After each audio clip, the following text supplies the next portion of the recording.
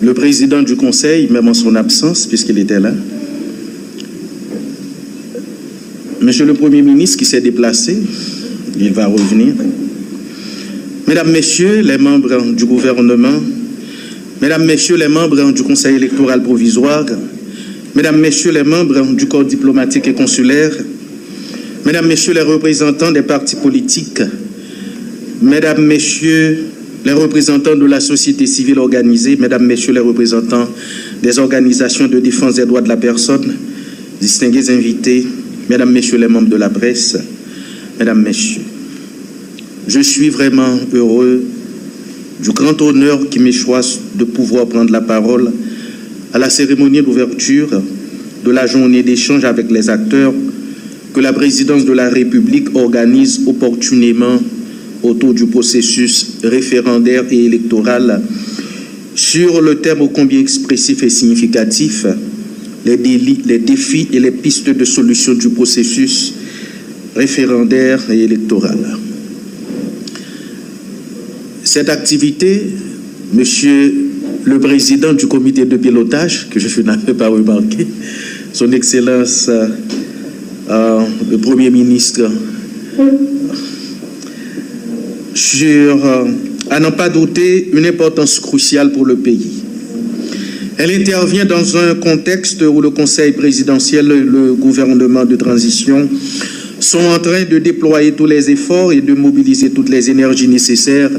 en vue de la réalisation de deux missions principales de la transition selon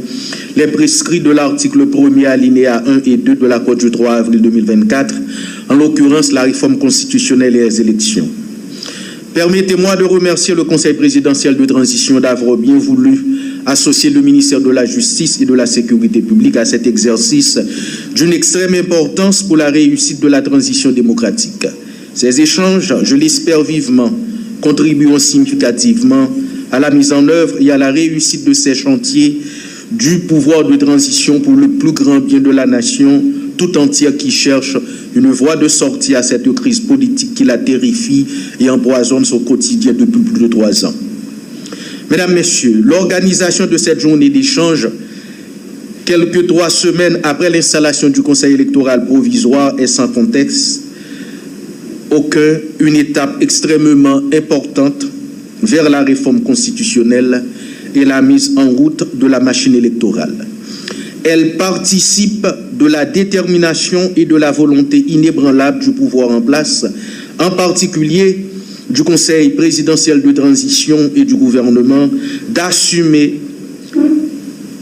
sa responsabilité historique et d'engager tous les acteurs concernés, c'est-à-dire les forces vives de la nation dans le processus référendaire et électoral. Étant entendu que la réussite de ce processus conditionne la remise en fonctionnement sur une base durable et viable des institutions républicaines ainsi que la stabilité sociopolitique du pays, il est évident cependant que le chemin de la réussite du processus est parsemé d'embûches, en d'autres termes, que les enjeux sont de taille et les défis à relever sont énormes. D'où la pertinence du thème de cette journée d'échange avec les acteurs. Nous vivons en effet une situation à la fois difficile et complexe où, depuis environ 8 ans, le processus de démocratisation de la vie politique haïtienne, initié sous l'emprise de la Constitution de 1987, est en panne. En effet, les dernières joutes électorales réalisées en Haïti remontent à la fin de l'année 2016, ce qui a plongé le pays dans un imbroglio politico-institutionnel qui s'est aggravé avec l'assassinat crapuleux de l'ex-président Jovenel Moïse le 7 juillet 2021. Le vide politique créé au plus haut niveau de l'État par cet événement tragique qui s'est greffé sur l'absence ou le dysfonctionnement des autres structures de pouvoir tarde jusqu'à présent à être comblé en dépit d'une première expérience de pouvoir de transition qui a duré moins de 31 mois. À cela s'ajoute bien entendu la quasi-généralisation de la violence des gangs armés qui enveniment la situation et exacerbe la misère et le désarroi de la population. Le pouvoir de transition, mis en place sur la base de l'accord politique pour une transition politique pacifique et ordonnée, a pour responsabilité historique d'œuvrer au sauvetage de la BAC nationale par la création d'un climat sociopolitique apaisé et la facilitation du retour à l'ordre démocratique et institutionnel. Pour y parvenir, il s'attelle résolument, conformément à l'esprit et à la lettre du dit accord,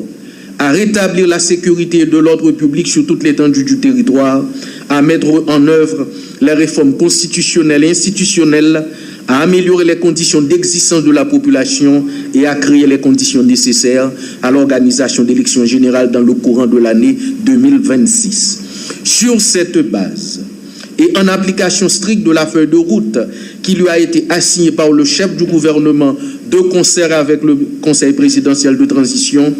le ministère de la Justice et de la Sécurité publique que j'ai l'honneur et le privilège de diriger, outre les interventions, actions et activités entrant dans le champ de sa compétence et de ses attributions constitutionnelles, a entrepris et continue de travailler en étroite collaboration avec les autorités judiciaires, policières, ainsi qu'avec ses partenaires tant internes qu'externes en vue de combattre la criminalité sous toutes ses formes, mettre à jour constamment et rendre plus adapté et plus efficace le plan d'opération de la police nationale d'Haïti visant le démantèlement des groupes armés et d'autres organisations à travers le territoire national, coordonner avec la Commission nationale de désarmement, démantèlement et réinsertion en vue de rendre cette structure plus active et d'actualiser son plan de désarmement dans le cadre de l'intensification de la lutte contre la criminalité et le banditisme, travailler sur une base régulière avec le haut commandement de la police nationale d'Haïti en vue du renforcement des capacités techniques et opérationnelles des forces de police, lancer le processus de révision de la loi portant formation, fonctionnement et financement des partis politiques, finaliser le travail d'actualisation de la liste des partis politiques habilités à fonctionner sur le territoire national et à participer aux élections, contribuer en coordination avec l'Office national d'identification à l'évaluation et l'actualisation du système d'identification des électeurs. Cette activité, parmi beaucoup d'autres, non moins importantes, s'inscrivent dans le cadre spécifique des efforts visant le rétablissement de la sécurité publique pour faciliter le retour à la vie normale, assurer la protection des vies et des biens de la population et de la perspective de l'organisation du référendum constitutionnel et des élections générales à venir dans le pays. Il est important de souligner que les plus hautes autorités de l'État ont fait de leur mieux pour favoriser l'augmentation substantielle des ressources budgétaires allouées au ministère, donc à la justice et la sécurité publique dans le budget de l'exercice fiscal 2024-2025. Ce qui nous facilite amplement la tâche en ce qui concerne les démarches visant à renforcer les infrastructures judiciaires et policières et surtout à doter les forces de l'ordre de matériel et d'équipements adéquats pour accomplir leur mission dans les meilleures conditions possibles. En témoigne l'intensification progressive de la présence et des interventions policières observées au cours des dernières semaines, particulièrement dans les zones se retrouvant sous le contrôle des groupes armés et qui ne tarderont pas à donner des résultats probants dans le sens de l'apaisement du climat sécuritaire tant attendu et espéré par la population. Nous sommes très confiants quant à la possibilité d'une amélioration sensible de la situation sécuritaire du pays dans un avenir pas trop lointain. Mesdames, Messieurs, Monsieur le Premier ministre, l'organisation des élections générales dans le pays en 2026 comme celle du référendum constitutionnel n'est pas une option, c'est une obligation. Elle implique la mobilisation, l'engagement de tous et de chacun, mais aussi et surtout la mobilisation d'importantes ressources et énergies. Commençons dès maintenant à travailler en parfaite harmonie et à mutualiser nos efforts dans cette perspective. Nous devons ce sacrifice à la patrie commune et à la population qui a trop souffert de ce vide institutionnel et ce déficit démocratique, matiné d'une crise sécuritaire qui ont tendance à avoir la vie dure. Cette situation a énormément contribué à la perte de confiance de la population haïtienne dans les institutions publiques et étatiques. Il est donc grand temps pour nous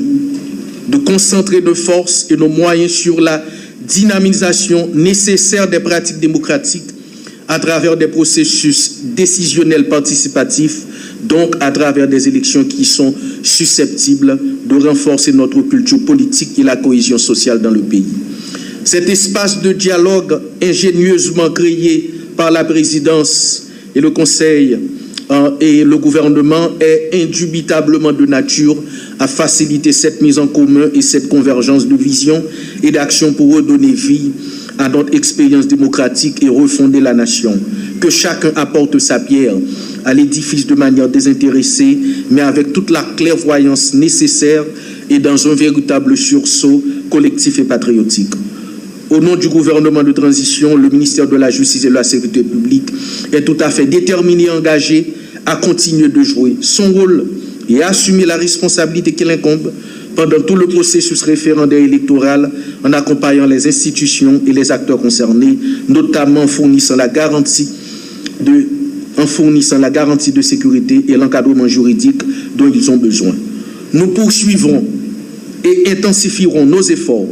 pour assurer un environnement sécuritaire, particulièrement un environnement électoral sécurisé, de manière à ce que tous les acteurs impliqués, à savoir les candidats, les électeurs, les personnels des bureaux de vote et les observateurs puissent participer dans le processus en toute quiétude et à l'abri de tout danger ou de tout risque de subir des actes de violence. Nous donnons les mêmes garanties pour le matériel électoral, de leur transport à leur surveillance au quotidien, en passant par leur entreposage. Notre plus grand souhait est qu'au terme de cette journée d'échange, tous les participants et tous les acteurs se fassent une idée des enjeux et défis du processus référendaire électoral, se l'approprier par-dessus tout, soient clairement conscients de leur mission et responsabilité dans sa conduite et de son aboutissement. Je vous remercie.